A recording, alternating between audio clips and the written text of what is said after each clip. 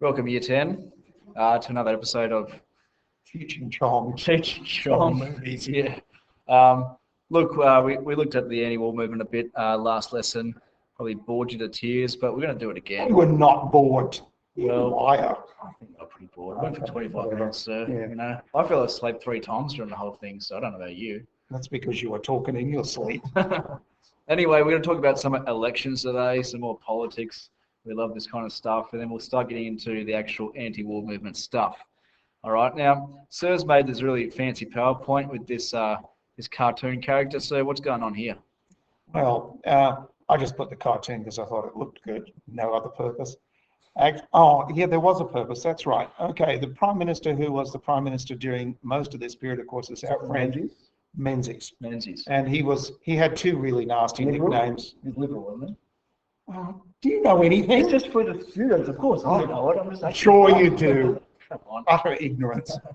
Okay, he had 2 nicknames. One was Pig Iron Bob because he was the guy who sold iron ore to Japan before the Second World War, which came back in the form of bullets.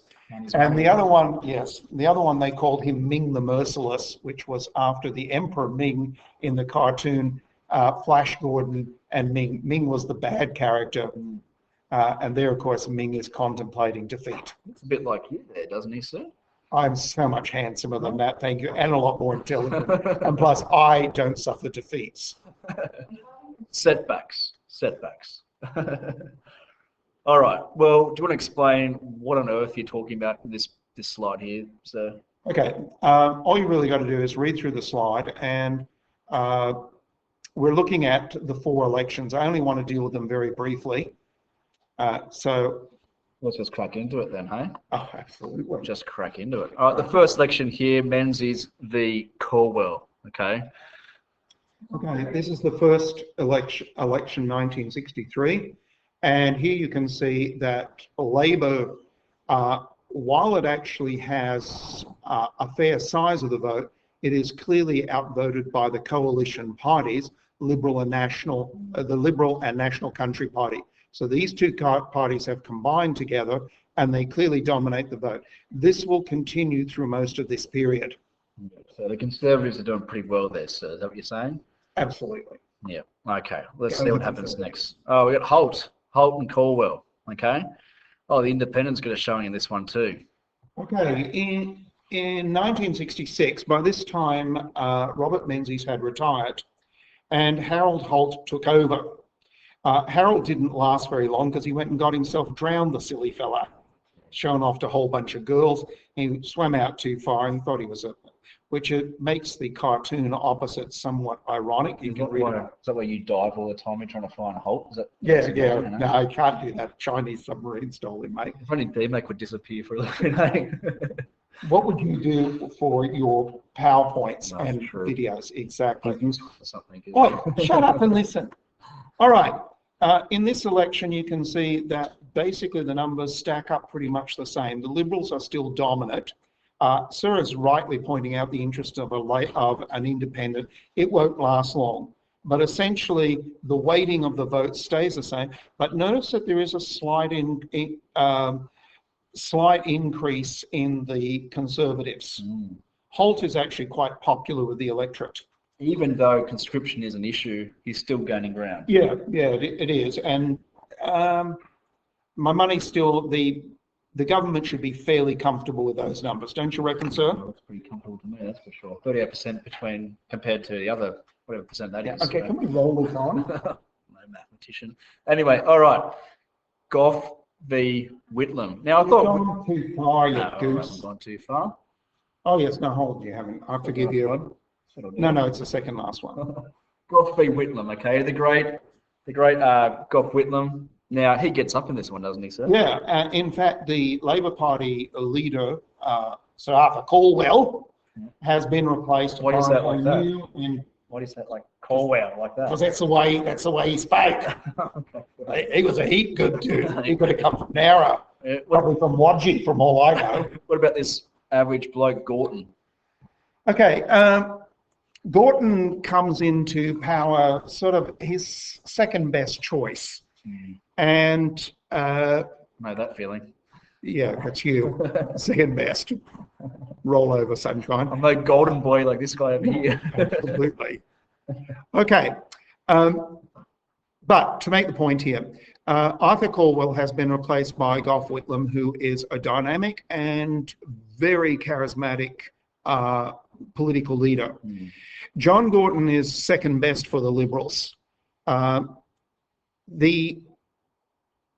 Notice that there has been a growth in the vote of the Labor Party.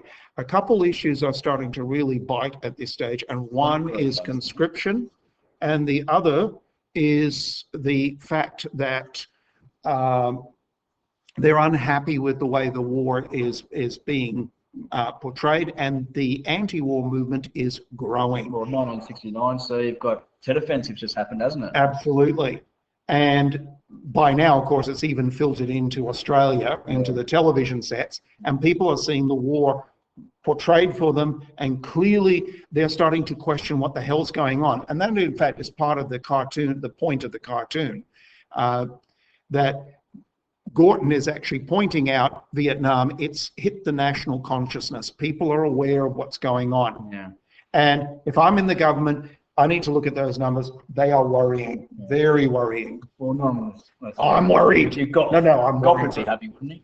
Gough, yeah, well, Gough can go and Gough do what Gough does. But, yeah. Oh, 72. Okay, 72. This is when Labor finally comes to power. Notice it's a landslide victory. When you get 54% of the vote in Australia, that is a landslide. They have absolutely decimated the Liberal Country Party coalition.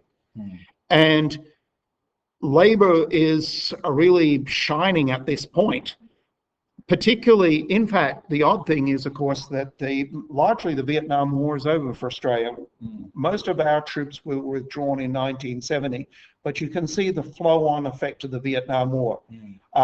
After 20 years of liberal, conservative government, suddenly we've swung the entire opposite way, and we've gone for Labor and go Gough. The election, if you look at it down there, you can see Labor's election slogan was, "It's time. We've had enough." Yeah. You know, these boys, they just got to roll. Look at the Liberal one. How pathetic can we? Not yet. I mean, it's almost like saying, we're not quite dead yet. Please don't roll us over yet. You know, we're still there. No, they're not. They've lost. They're dead. Sounds like me talking to my children. Not yet. You can't watch TV yet, and the kids are saying, "Yes, it's time. It's time." We're switching it on. Yeah, exactly. Absolutely. So Whitlam, if I get this right here, was very progressive, all about social reform. Absolutely. The youth loved him. Man, Yeah. You were youth back then, sir, weren't you? Oh, sort of. You're on the bandwagon. Yeah. Wearing the shirts and the tight shirts. Was it tight shirts and the short shorts? Oh yeah, Yeah, mate. Flowing. Yeah, mate. Good stuff. All right, let's move on. Okay, so we're out of the way. Here's some lovely young children here.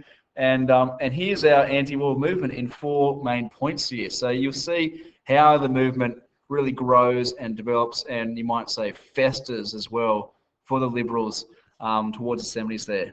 We're going to start with this part here, letters and placards. Okay? So here you go. Here are our key groups. Back to that bit. All right. Oh, okay. There you are. Geez, you're a pain. Okay, there. Is that better, sir? Okay, one of the things you do need to get down, guys, let's be really clear about this. When we look at the growth of the anti-war movement, you can kind of break it up into 4 periods, and there's the dates. Now, don't think of them as absolutely hard and fast, because they do overflow a bit. Okay, they're not absolutely set in concrete. But as you can see, it'll go through these 4 stages. Eventually, as you're going to see, this is building up momentum, which you saw when you had a look at that those series of polls, the graphs that showed the polls and people's opinions. And see how the dates kind of match up with that period, particularly where the crossover took place. Yeah, and I guess if you look at the titles, you know, letters and placards is a pretty soft approach to anti-war movement compared to a moratorium movement where the whole country essentially stops. You can see how it's progressed. Even through just the wording there. Okay. we'll just look at lesson placards today, and then maybe next lesson we'll do the rest of them. Okay, so then we don't take all your time up. All right, so some key groups here. So you've got the Women's International League for Peace and Freedom. You want to say much about Australian them? Council for Peace, the CAP. Okay, if you look carefully at those 4 groups here, the key groups, and the reason why I call this letters and placards, because this is a period in which the anti-war movement is mostly made up from people who protest about just about everything. And these groups are well-established groups that normally will come out to protest all manner range of issues, and the same people move between these groups. They are politically concerned, but they're not terribly effective. If you look at some of the groups that are here, so for instance, the Women's International League for Peace and Freedom, that was founded in 1915 as a result of the First World War. Right. They've been around for quite a while complaining about stuff, haven't they? Yeah. And of course, when the Vietnam War comes up, well, it's another war to protest. Australian Council for Peace. This is a newer group. They claim to be pacifists, but they have a very strong communist and socialist ideology. They very much sympathise with the communist government in North Vietnam. The Campaign for Nuclear Disarmament is very closely connected with them, and it is against all nuclear war, or nuclear weapons, but protests mostly about America, not Russia. Largely because if you went and protest in Russia, you get locked up. But hey, that's choice. Quakers, now they're a very interesting group because they're a Christian denomination that has very strong pacifist beliefs. They believe thou shalt not kill applies to war. Lots of other denominations, I don't know, you get locked up because, okay, these are the guys who will say, I don't accept being conscripted because of my religious beliefs, and they will go to prison for it. Don't get me wrong, the Quakers are a very strong Christian, they have very strong beliefs, and they are pretty tough people. So they're an interesting, you can see that they are the people we would expect to protest. If I was the government and I saw these people out here, I would say, I'll answer their letters, but I'm not really that concerned about them. That's the usual crowd, is that what you're saying? Yeah, usual. Hence, the tactics and strategies are not terribly, it says fairly ineffectual. They write letters to the newspapers, which nobody reads. They write letters to Parliament, which do get answered, but only by the Secretary, certainly not by the Minister. They have placard marches, and you'll love my picture over there. Look at this as a group of protesters. Aren't they cute? They're so sweet. Look at them, so beautifully dressed. I love the guy. I love the guy who's standing behind the sign. He is clearly holding up that sign because his boss does not want to see that he has actually taken a sickie off today in order to protest, I reckon. He's right into it, isn't he? And check the 2 ladies in there. They've got the face. Oh, this could be a bit sexist, but they got faces like hatchets. I mean, seriously, would you want to run into these 2 women in woolies? Hell no. This lady here, she's a bit classy though. Yeah. But notice how well heeled they are. She's very well heeled. My guess is that they're probably good members of the Women's International League for Peace and Freedom, and they will tell you so as they hand you various placards and leaflets and other things. They'll be drinking a cup of tea after this, wouldn't they? Absolutely. Getting together, talking with the women. Country Women's Association. These guys also attend regular days when these sort of things take place, such as May Day and Hiroshima Day. They will get in pickets. As I said, if I was a government looking at that, I'm going, ooh, yes, pretty determined people, but do I actually have to listen? Probably not. Remember, of course, Vietnam at this period, and the dates are important, 63 to 65, the war has not yet become official. We're not in there with troops. So most Australians be looking at these guys and going, where is Vietnam? And I didn't even know we were in there. Were we actually in Vietnam? Well, the AATTV was there. Oh, right. Well, that makes sense. 30, remember? 30. Absolutely. That's right. Effects. Protests of this area, they're what we would call dedicated activists. These are people who are, and I'm not making fun of them, but they're the people who are always there, and they always have something to say. So instead of going out to watch the footy on the weekend, they'd go out and protest about Yeah, the it's a footy. bit like a sport. You know, Yeah. sport for them. Yeah. Yeah. You know. And there should be at cricket. What kind of people are these? Politically well informed. They're intelligent. Don't ever think that they're just stupid because they're not. They know. Intelligent. And this bloke here, I don't think it's part of actually. No, he's trying to find the way to the nearest pub, mate. Right. I can follow these blokes. Yeah, absolutely. Remember what we said before. They are on the fringe of politics, and they are essentially a squeaky wheel. In other words, they make a lot of noise, but that doesn't necessarily mean that it's actually getting much attention. That's right. All right. Well, guys, I think we'll we have another little picture here as well. Here's a classic one.